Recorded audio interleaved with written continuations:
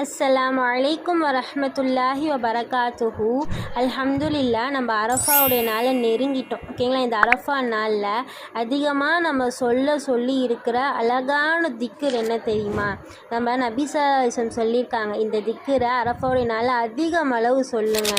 அது என்ன திக்ர் அப்படின்னா, லா இலாஹ இல்லல்லாஹு வஹ்தஹு லா ஷரீக லஹு லஹுல் முல்கு வலஹுல் ஹம்து வஹுவ அலா குல்லி ஷைஇன் கதீர். இந்த துவாவுடைய மீனிங் என்ன தெரியுமா? அல்லாஹ் தவிர வேறு யாரும் வணக்கத்திற்கு தகுதியானவன் இல்லை. அவன் தனித்தவன், அவனுக்கு யாரும் இணையும் இல்லை. ஆட்சியும் புகழும் அவனுக்கே. எல்லா விஷயத்திலையும் சக்தி உள்ளவன் அல்லாஹ் ஒருவனே. ஓகேங்களா? இதை நம்ம அரஃபா ஒரு நாளில் ஹார்ட் ஃபுல்லாக அல்லாஹ்வை நினச்சி சொல்கிற ஒவ்வொரு திக்கரும் சோலுக்கு ஒரு அமைதியை கொடுக்கும்.